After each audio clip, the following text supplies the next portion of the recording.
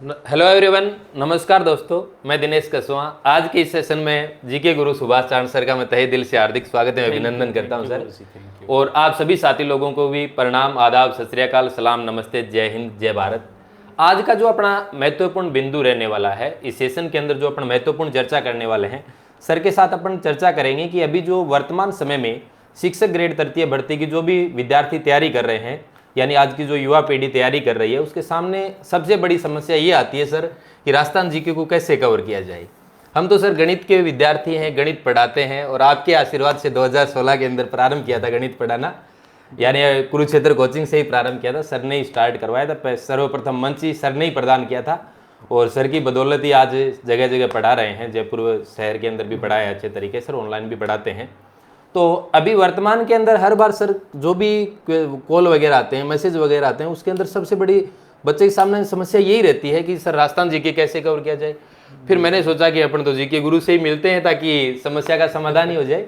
तो सर अभी आप हमारे को ये बताइए कि राजस्थान जीके को जो अभी शिक्षक ग्रेड तृतीय भर्ती है, इसके अंदर शिक्षक ग्रेड के अंदर यानी राजस्थान जीके का जो पार्ट है, महत्वपूर्ण पार्ट है, खूब हो रहा है। तो सर इसको कैसे, किस तरीके से तैयार किया जाए, एक अच्छी रणनीति हो, आपकी बताओ। साइको कैसे तैयार की? साइको का तो यूं है कि सर पढ़ते जाते हैं, कुछ समझ लेते हैं, कुछ रट भी लेते हैं, यही है। राजस्थान जीके का सबसे बड़ा मैथ साइंस का जो विद्यार्थी है सर, उसके सामने बहुत बड़ा डर यही होता है कि सर जीके कैसे का वैसे देखे ना, ऑल ओवर देखे तो बहुत बड़ी मोटी किताब लगती है। ज्योग्राफी, हिस्ट्री, कल्चर तीनों को मिलाए तो शायद 600-700 पेज। बिल्कुल सर, बिल्कुल। तो वो सबसे पहले तो बच्चे को ज्योग्राफी से शुरुआत करनी चाहिए। बिल्कुल सर, क्योंकि ज्योग्राफी से शुरुआत करते ही, शुरुआत अगर कोई कर रहा है तो मेरे हिसाब से तो उसे कम से कम 100 मैप भरने चाहिए ज्योग्राफी के। बिल्कुल सर, ताकि क्या पूरा कवर हो जाए। मैप ले आओ और उनको जिले भरो।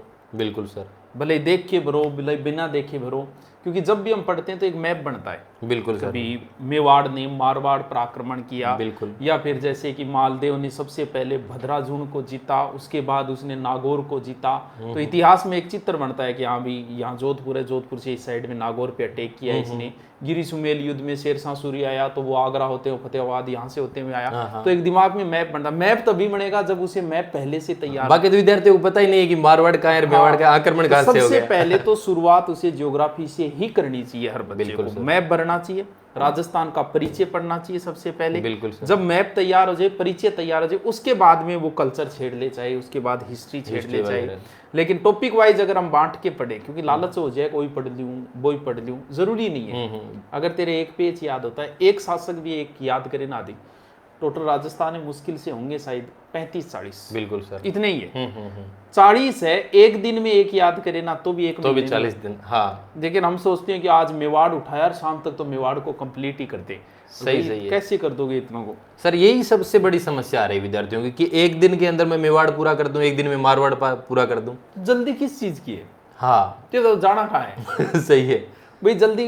अभी जैसे रीट में भी 2 महीने पड़े हैं, 3 महीने 90 दिन का समय पड़ा है सर। 3 महीने में तो अगर एक दिन में एक पेज भी पढ़े ना, हिस्ट्री का, ज्योग्राफी का, कल्चर का, तीनों का एक एक पेज पढ़े तो भी पूरे हो जाएंगे, आराम से हो जाएंगे। बिल्कुल बिल्कुल। तो इतना तो भी लोग देवता है 5 पढ़ने, एक दिन में एक पढ़ो तो भी हो जाएगा। लेकिन जल्दबाजी जल्दी रहती है, हमें जल्दी से हम कवर कर लें, ये पढ़ लें। और दूसरी बात, नौकरी लगने के लिए सीमित पढ़ाई करनी है, पढ़ने के लिए ज्यादा पढ़ना पड़ेगा। जैसे आप हिस्ट्री का मैं तो देख लो, ओझा जी की किताबें पढ़ी है, गोपीनाथ शर्मा जी की किताबें पढ़ी है, पूरा पढ़ाने के लिए जरूरी है। बिल्कुल सर, पढ़ने के। जैसे अभी फर्स्ट एड का एग्जाम हुआ, आप फर्स्ट एड के एग्जाम के अंदर देखो, जो प्रश्न आए ना जीके के, वो बीएसटीसी की गाइड में मिल जाएंगे आपको, सीधे के सीधे सर। जो अपनी आरबीएससी की जो आपकी बुक चलती है सर, उसके अंदर जो भोजी लंबरदार वगैरह ये सीधे के सीधे दे रखे हैं 2 लाइन के अंदर ही। अगर कोई ये कह देने कि घटिया से घटिया गाइड लेके आऊंगा, उस गाइड में भी वो फर्स्ट एड जीके के प्रश्न है, लेकिन हमारी आदत रहती है ये ले आऊं, उधर वाले ले आऊं। फिर दोस्त के पास मिलने के लिए गया, वहां कोई नहीं देखी, वो भी उठा के ले आया, नोट्स भी उठा के ले आए, नोट्स उठा के ले आया। तो पढ़ना, एक किताब अगर पढ़े आराम से, एक किताब में से 90% क्वेश्चन मिल जाएंगे। बिल्कुल सर, जबकि 90 तो लेके ही नहीं आने तुम्हें। और उन 70-75 ले आओगे तो ही सिलेक्शन हो जाएगा। और उन 10% के पीछे विद्यार्थी सर उलझा रहता है।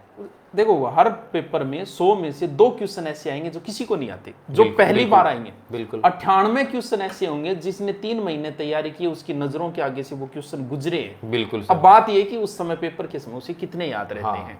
तो एक तो हाउदूजी ना करो, वही पढ़ लूँ वही पढ़ लूँ, एक गाइड पढ़ लो, एक गाइड से काम चल जाएगा, नौकरी के लिए पर्याप्त है। अगर आपको ज्ञानी बनना है तो बहुत गाइड है। फिर तो विद्वान बनने की तो बात, विद्वान बनो तो अलग बात है।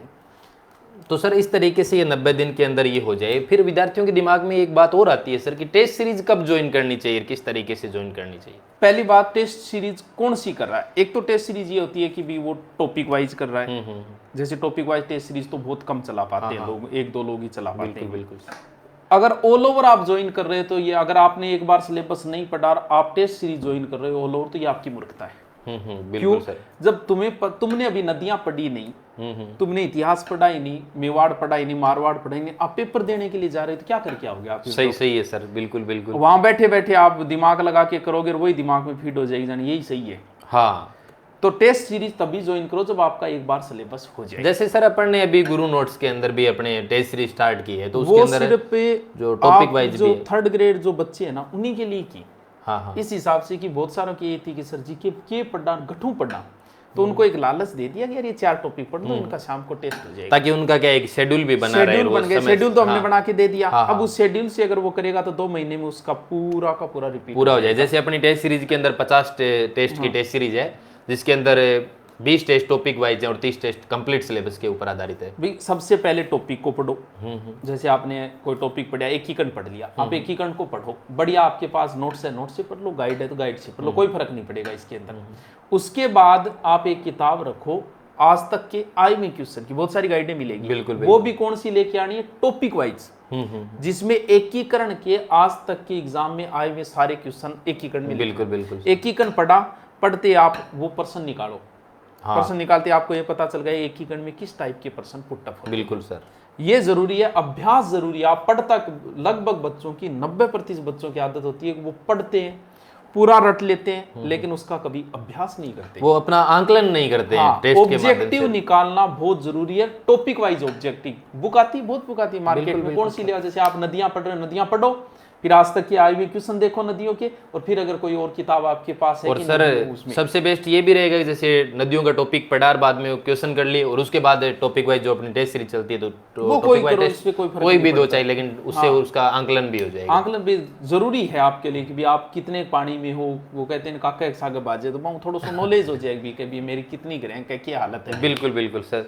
और दूसरी बात ये भी रहती है सर कि कई बार जैसे विद्यार्थी, जैसे अभी 90 दिन बचे हैं, कई बार ये करते हैं कि मैं कंटेंट बदल लूँ, ये मैटर बदल लूँ, नहीं ये किताब सही नहीं है दूसरी, तो इस व्यवधान के अंदर भी सर बहुत सारे बच्चे पढ़ जाते हैं कि सर दुनिया की ऐसी कोई किताब नहीं है जिसमें गलतियां नहीं है। बिल्कुल सर। जो कि राजस्थान बोर्ड में लगी हुई किताबों में केला माता मंदिर सवाई माधोपुर दे रखा है। बिल्कुल। एग्जाम में पूछ लिया और उसको बहुत सारे बच्चे सवाई माधोपुर करके आ गए। बिल्कुल। एक संत पिंपा की छतरी, राजस्थान अध्ययन बुक में पिंपा की छतरी दे रखी है उन्होंने टोडा के अंदर, जबकि गागरोन, और एग्जाम में पूछ लिया इसको। वो कहाँ है? गागरोन। तो जब राजस्थान अध्ययन में है तो ऐसी कोई किताब है ही नहीं दुनिया की जिसमें गलतियां न। बिल्कुल। और गलतियां है कितनी भाई? एक किताब आप लाते हो 300 पेज की, 3 गलतियां होगी उसमें। बिल्कुल। 5 होगी। तू तो एक किताब ले आ, उसमें गलती है तो रट ले, की गलत है तो क्या वही प्रश्न आएगा? 1 या 2 क्वेश्चन आज जाएगा, फिर क्या फर्क पड़ जाएगा? सही है। तो किताब ले आओ, ये सोच लो कि इसमें गलत है तो मैं गलत रटूंगा, इसको सही है तो सही रटूंगा। पहली बात तो एक किताब में 4 या 5 गलतियां तो होगी। पेपर बनाते हैं ये बड़े बड़े प्रोफेसर बनाते हैं, 100 क्वेश्चन होते हैं, और जब की जारी करते हैं 15 क्वेश्चन गलत। बिल्कुल सर, की के अंदर जो प्रोफेसर बनाते हैं, तो तुम ये उम्मीद मत लगाओ कि इस किताब में गलती नहीं है, दुनिया की हर किताब में है। वो 5-10%, 5% है तो क्या फर्क पड़ता है? सही है वो तो सर। तो जो भी है एक किताब रट लो कि भी गलत है तो गलत है, सही है तो सही है, मैं तो आई पढ़ूंगा। और सर दूसरी बात ये है कि सर विद्यार्थी ये भी सोचते हैं कि कितनी बार रिवाइज किया जाए, और लगभग 4 बार करें, 3 बार करें, 2 बार, तो ये भी इसमें भी कोई रिवाइज की तो ये बात है कि जब आपने एक बार पढ़ लिया टोटल, पढ़ने के बाद आपके पास समय तो और करोगे क्या? बिल्कुल करते रहो रिवाइज। हाँ, और बाकी बार बार टेस्ट देते रहे, उसे टेस्ट देते रहो, रिवाइज करते रहो, पढ़ना पड़ेगा। ये है कि आप अगर ये सोचते हो कि एक बार, कई अधिकतर बच्चों की आदत होती है जैसे एकीकरण पढ़ा, बहुत बढ़िया से पढ़ा उन्होंने, शानदार याद कर लिया, अब उसको नहीं छेड़ेंगे दोबारा। अपने दिमाग में 24 घंटे बाद भूलने की प्रोसेस शुरू हो जाती है। बिल्कुल भले आप कितना ही अच्छा रट लो, 24 घंटे बाद भूलना शुरू हो गया आप।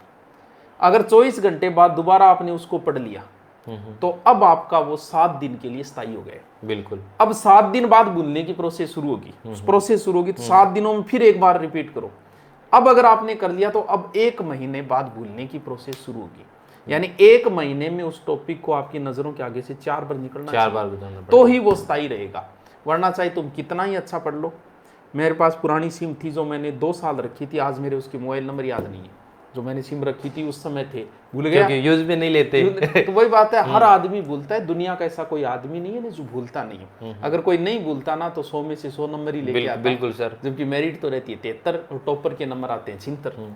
क्योंकि हर चीज पढ़ी हुई याद रहती है, क्योंकि पढ़ते तो सभी बार है, पूरा बार ही कंटेंट पढ़ना पड़ेगा बार-बार ही और पढ़ना कोई पड़ेगा। ऑप्शन नहीं है इसका। और वही अगर याद रहते तो फिर इनसे पूछो कि आप बता दो 10वीं में आपके रोल नंबर कितने थे। सही है, सही बात है और सर। सब्जेक्ट वाइज ही याद नहीं। जबकि मैं 10वीं करके तब मेरे याद थे हिंदी में मेरा इतना बढ़िया, इंग्लिश में अब मेरे को नहीं याद कि हिंदी में कितना मेरा, इंग्लिश में कितना बढ़िया, क्योंकि मेरिट बोल्ड हाँ, सही नहीं याद रहता। क्योंकि समय निकलता है। क्योंकि हर विद्यार्थी यही सोचता है सर कि मेरे याद नहीं होता है, मेरे याद नहीं होता है। बाकी हर एक विद्यार्थी के साथ ही ऐसा होता कि वह जो बच्चों ज्यादा पढ़ने लाए जे नहीं बिंग लास्ट में यहाँ लाए जे, आपने की याद हो रही है कोई। हाँ। वो सबके साथ है। तो सर मूल मंत्र तो इसका यही है कि जो अभी आपने पूरा विस्तृत तरीके से बताया है कि बस बार बार पढ़ना पड़ेगा, बार बार रिपीट मारो, टेस्ट, चाहे उसे रिकॉर्डिंग करके सुनो, बहुत तरीके होते हैं। हाँ सर, एक वो आपकी बात मेरे हर बार याद आ जाती है कि वो रिकॉर्डिंग करके याद करो, जैसे मोबाइल के अंदर वो रिकॉर्डिंग जैसे हम कई बार गाना वगैरह सुनते हैं, आपने हाँ, सुने बहुत सारे गाना है जका अपन अर्थ भी कौन पता, लेकिन फिर भी वे अपने याद है। बहुत फेमस गाना है जी हाल है मस्ती, नहीं पता लोगों को इसका अर्थ क्या होता है। सही। और भी बहुत सा गाना वाई दिस कोलावेरी, अब नहीं पता कि भी इस गीत का अर्थ क्या है। ये भी एक शिक्षण वीडियो में आता है ये कि पहले किसी को बार बार कोई चीज सुनाओ फिर उसका अर्थ बताओ।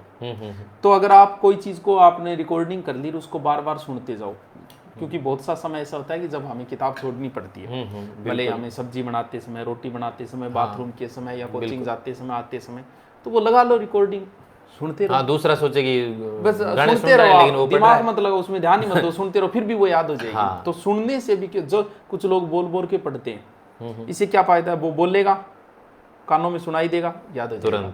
तो बोलकर पढ़ने वाले भी होते हैं, लेकिन बोलकर नहीं पढ़ सकते, पास वाला डिस्टर्ब होता है। बाकी आप रिकॉर्डिंग करके भी सुन, तो फ्री टाइम हो तो सुन लो, कोई हाँ बिल्कुल, बस वही चीज, समय की बचत करनी जरूरी है। बैठ के 8 घंटे पढ़े, अगर ऐसे फिरते हुए तो 2 घंटे एक्स्ट्रा और जुड़ गए कि हाँ भाई 2 घंटा भी मैं पढ़ाई करिए। बिल्कुल यही है तरीका सर। बार बार बहुत अच्छा बताया सर आज आपने इस सेशन के अंदर, और आपने अपना कीमती समय निकाला, आपके लिए इसके लिए बहुत बहुत धन्यवाद। तो ठीक है प्यारे दोस्तों, मिलते हैं फिर नेक्स्ट एपिसोड में। धन्यवाद, थैंक यू।